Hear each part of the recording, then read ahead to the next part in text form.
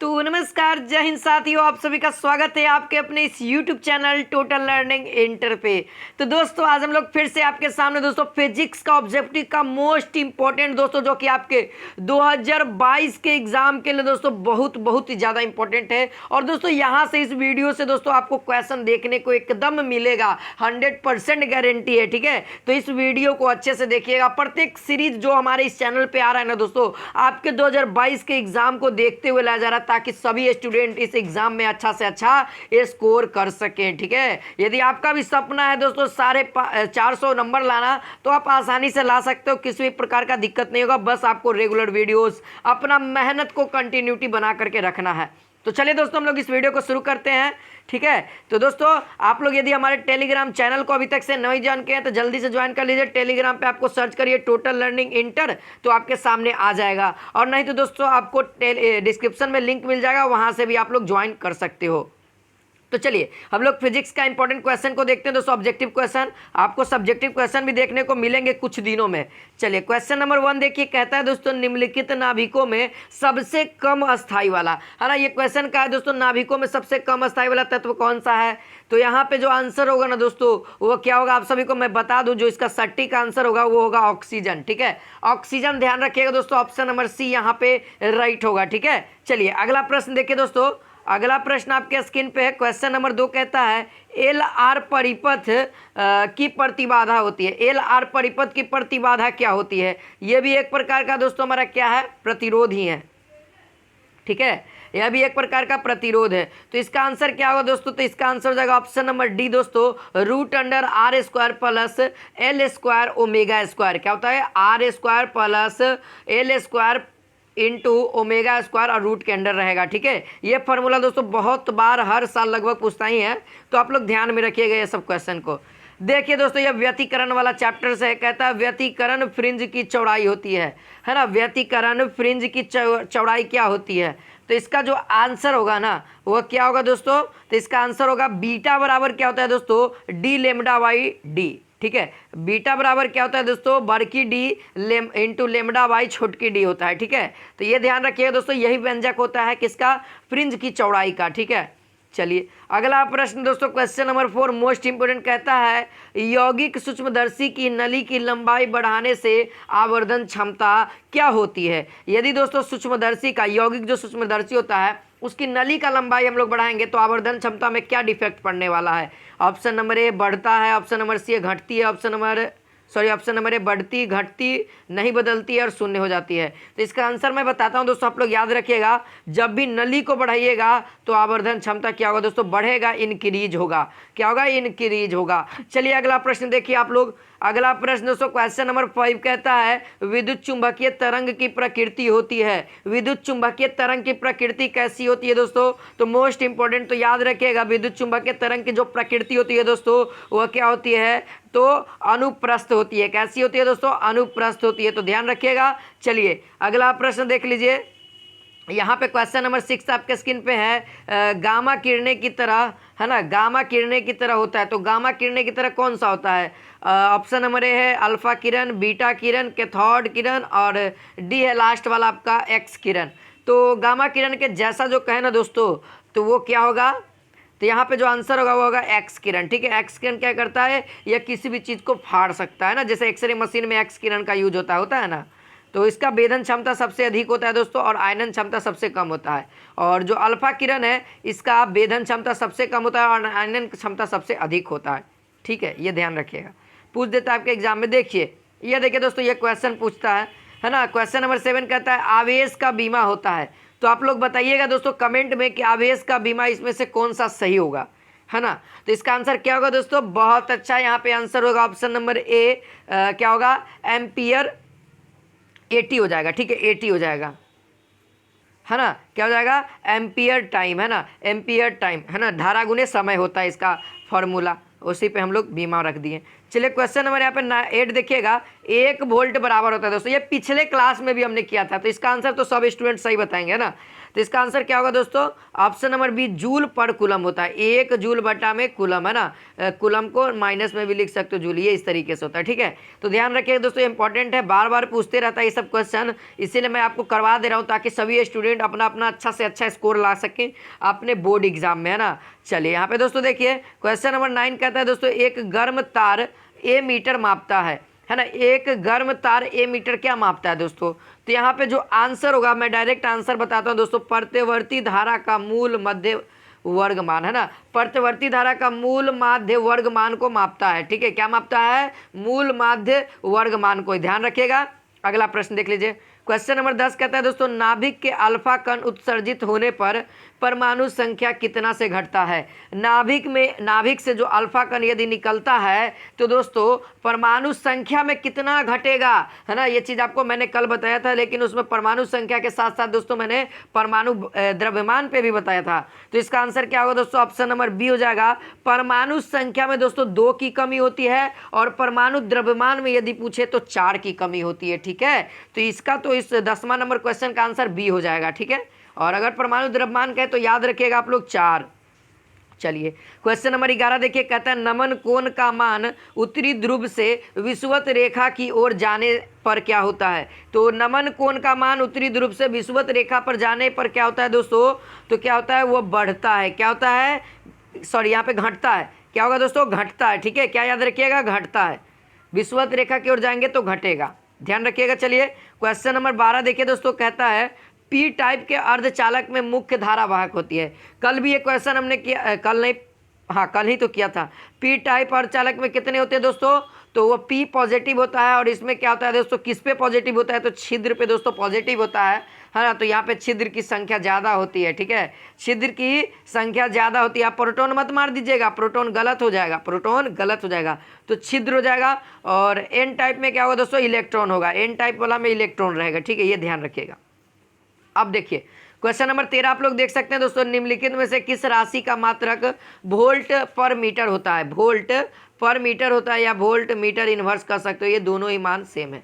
किसका होता है, तो इसका आंसर मैं आप सभी को बता दूं दोस्तों, ये होता है विद्युतीय क्षेत्र का। किसका होता है जी, विद्युतीय क्षेत्र का होता है। ये आपको कहेगा कि विद्युतीय क्षेत्र का ऐसा ही मात्रक क्या रहेगा, ऑप्शन में ये भी रहेगा और अलग अलग तरह के रहेंगे, तो ये वाला ऑप्शन सही होगा। ठीक है, चलो आगे बढ़ते हैं। ये देखिए, या आपको इसका आंसर एक और हो जाएगा, 1 वोल्ट पर मीटर भी होगा, 1 न्यूटन पर कूलाम भी होगा, है ना। फोर्स बटा में क्यू होता है ना जी, ई बराबर ये फॉर्मूला ना होता है, तो ऊपर का एन और नीचे का सी कूलाम। ठीक है, अब देखिए क्वेश्चन नंबर 14 आपके सामने दोस्तों, लॉरेंज बल के लिए कौन सा व्यंजक सही है। तो यहाँ पे लॉरेंज बल आप लोगों ने पढ़ा होगा दोस्तों, तो इसमें से कौन सा व्यंजक सही होता है ना। ये सब क्वेश्चन दोस्तों बार बार पूछा गया, देख सकते हैं। ये अभी हम लोग दोस्तों 2020 का क्वेश्चन कर रहे हैं, हम लोग 2021 में भी एक क्वेश्चन को देखे थे कि नहीं देखे थे, है ना। तो यहाँ पे 2020 में भी पूछा गया, तो हो सके 2022 में भी आपका एग्जाम में आने का चांस है ना, 2022 में भी आएगा। तो इस तरह के क्वेश्चन को आप लोग ध्यान में रखिएगा। मैंने बताया था दोस्तों, क्यू तो रहेगा ही रहेगा, साथ में ब्रैकेट रहेगा, तो यहाँ पे जो आंसर होगा ना दोस्तों, हो जाएगा option number A, E plus भी इंटू बी। ठीक है, भी वेक्टर इंटू है ना, क्रॉस भी कह सकते हो, और बी वेक्टर। ठीक है, तो ऑप्शन नंबर ए दोस्तों लॉरेंज बल का व्यंजक है।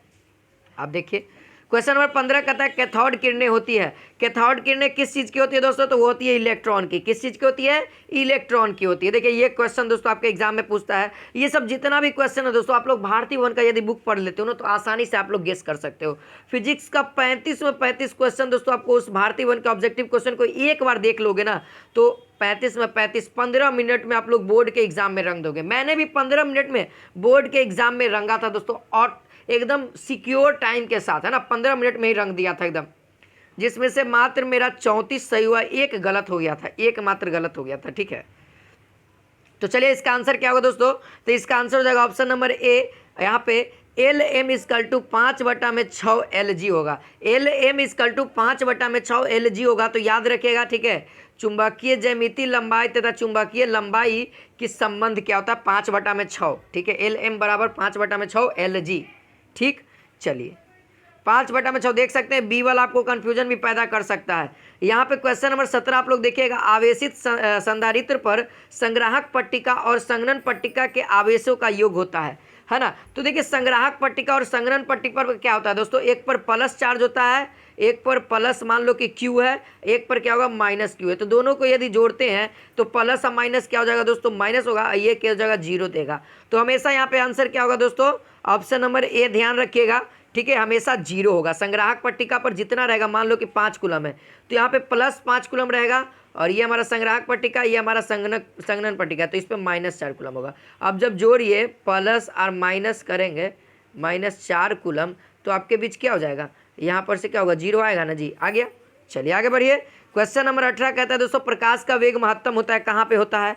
तो दोस्तों प्रकाश का वेग दोस्तों महत्तम जो होता है वह निर्वात में होता है, ठीक है। कितना होता है, 3 × 10⁸ मीटर पर सेकेंड, ठीक है, वेग होता है। चलिए यहाँ पे क्वेश्चन नंबर 19 देखिएगा, किलोवाट घंटा, किलोवाट घंटा मात्रक है दोस्तों। तो किलोवाट घंटा जो मात्रक है ना, वह किस चीज़ का मात्रक है, तो वह ऊर्जा का मात्रक है, विद्युत ऊर्जा का। तो ऑप्शन नंबर बी आप लोग सही कर लीजिएगा, किलोवाट घंटा ऊर्जा का मात्रक है, और यहाँ पे किलोवाट, ठीक है, यहाँ पे देखिए थोड़ा सा डिफेक्टिव, किलोवाट पर घंटा यदि रहे तो वह शक्ति का मात्रक है। देख लीजिए अंतर, देखिए आप सभी लोग दोस्तों, बहुत ही बड़ा अंतर है, बहुत ही बड़ा अंतर है। किलोवाट घंटा गुना के साथ विद्युत ऊर्जा और बटा के साथ शक्ति, ये चला जाता है भैया। तो इसमें बहुत सारे स्टूडेंट गलती करते हैं और ये क्वेश्चन बार बार पूछता है। यहाँ देखिए क्वेश्चन नंबर 20 आप लोग देखिए, यदि डेल्टा किसी जगह का नमन कोण है तो tan डेल्टा का व्यंजक होगा। तो tan डेल्टा का व्यंजक यहाँ पे कहता है दोस्तों BV/BH है। क्या होगा, BV/BH, तो BV ऊपर रहेगा, BH नीचे रहेगा। तो ऑप्शन नंबर ए दोस्तों याद रखिएगा, tan डेल्टा बराबर फॉर्मूला हो जाएगा BV/BH। ये क्वेश्चन पूछता है ना। चलिए यहाँ पे क्वेश्चन नंबर 21 देखिएगा, हीरे का अपवर्तनांक करीब होता है, हीरे का अपवर्तनांक करीब होता है दोस्तों, कितना होता है। तो इसका आंसर आप लोग याद रखिएगा, 2.42 होता है। कितना होता है, 2.42 होता है। ये तो सब स्टूडेंट को पता है, 10वीं क्लास में तो लल्लन टॉप क्वेश्चन है ना, इसको इंपॉर्टेंट क्वेश्चन कहते हैं 10वीं क्लास में, बहुत ही ज़्यादा VVI। यहाँ पे क्वेश्चन नंबर 22 कहता है दोस्तों, लोहा है, लोहा कैसा पदार्थ है ना, लोहा कैसा पदार्थ है। तो वह दोस्तों लौह चुंबकीय पदार्थ है। लौह चुंबकीय कहने का मतलब दोस्तों, वह किसी भी लोहा को यदि हम लोग किसी चुंबकीय क्षेत्र में रखते हैं तो वह अपनी ओर आकर्षित करेगा, तो उसे हम लोग क्या कहते हैं, लौह चुंबकीय पदार्थ कहते हैं, ठीक है। चलिए क्वेश्चन नंबर 23 आप लोग देखिए, ए मीटर का प्रतिरोध होता है। तो दोस्तों ए मीटर का क्या प्रतिरोध होता है, तो इसका आंसर होगा दोस्तों ऑप्शन नंबर सी, बहुत ही कम होता है, बहुत ही कम होता है, ठीक है। ए मीटर का है तो बहुत ही कम, अगर आदर्श ए मीटर का है, ठीक है, अगर आगे में दोस्तों आदर्श लगा दे तो क्या हो जाएगा, हमारा शून्य हो जाएगा। आदर्श लगा देगा तो क्या टिक करके आइएगा, शून्य। यदि केवल और केवल ए मीटर का है तो बहुत कम, ठीक है, समझ में आ गया, समझ में आना भी चाहिए, ठीक है। अगर ए मीटर कहेगा और एक और आता है ए मीटर हो गया, वोल्ट मीटर कहेगा तो बहुत अधिक, वोल्ट मीटर कहेगा तो बहुत अधिक, और आदर्श वोल्ट मीटर कहेगा तो अनंत, आदर्श वोल्ट मीटर कहेगा तो अनंत, और केवल वोल्ट मीटर कहेगा तो बहुत बड़ा है। तो ये सब चीज़ को समझिएगा दोस्तों, है ना, फील करिए फिजिक्स को फील करिए। चलिए क्वेश्चन नंबर यहाँ पे 24 कहता है दोस्तों, यह चिन्ह जो दिख रहा है आपके सामने, यह किस गेट को निरूपित करता है ना जी, यह चिन्ह किस चीज़ को निरूपित करता है। तो ये सब आपको अर्धचालक में पढ़ाया गया होगा दोस्तों, ये सब ऐसा क्वेश्चन पूछता है। तो उम्मीद है दोस्तों आप लोग को समझ में आ रहा होगा। तो इसका आंसर हो जाएगा option number D, and gate है। यह किस प्रकार का गेट है, एंड द्वार है, हिंदी में इसको द्वार कहते हैं, गेट का हिंदी होता है द्वार, ठीक है। चलिए प्लांक का बीमा क्या होता है दोस्तों, बताइए प्लांक का बीमा क्या होता है, मोस्ट इंपॉर्टेंट है दोस्तों, है ना, आज का क्लास बहुत ही ज़्यादा इंपॉर्टेंट है। प्लांक का जो बीमा होता है दोस्तों वह क्या होता है, तो ml² t के पावर -1 होता है, ml² t के पावर -1 होता है दोस्त। तो यहाँ पे याद रखिएगा ऑप्शन नंबर ए।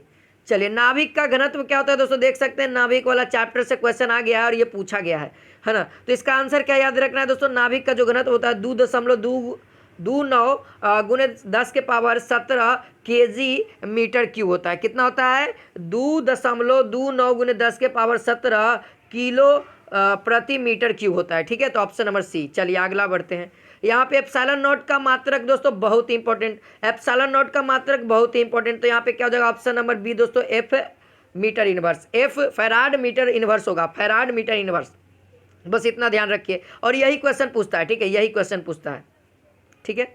चलिए बाकी तो दोस्तों एप्सिलॉन नॉट का आप लोगों ने थ्योरी वाला क्लास देख ही लिया होगा, थ्योरी वाला क्लास में एप्सिलॉन नॉट का मान भी बताया है ना। यहाँ पे क्वेश्चन नंबर आप लोग कमेंट में बताइएगा एप्सिलॉन नॉट का मान आपको याद है कि नहीं, एक बार कमेंट में आप लोग बता दीजिएगा एप्सिलॉन नॉट का मान, ठीक है।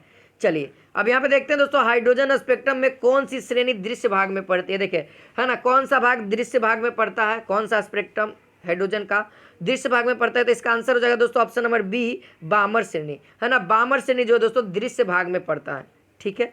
चलिए क्वेश्चन नंबर 29 कहता है दोस्तों, प्रकाशित पथ बराबर होता है, तो प्रकाशित पथ किसके बराबर दोस्तों, तो इसका जो फॉर्मूला होगा अपवर्तनांक गुने पथ की लंबाई, क्या होगा, अपवर्तनांक गुने पथ की लंबाई।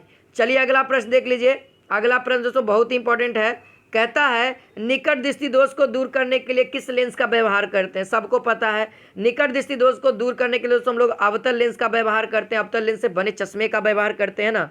अगर दूर दृष्टि दोष है तो उत्तल लेंस का प्रयोग करते हैं, बेलनाकार है तो हम लोग अविंदुकता, है ना, द्विफोकसी यानी कि दो गो फोकस है तो वो जरा दृष्टि दोष, है ना, ये सब बात आपको पता होगा।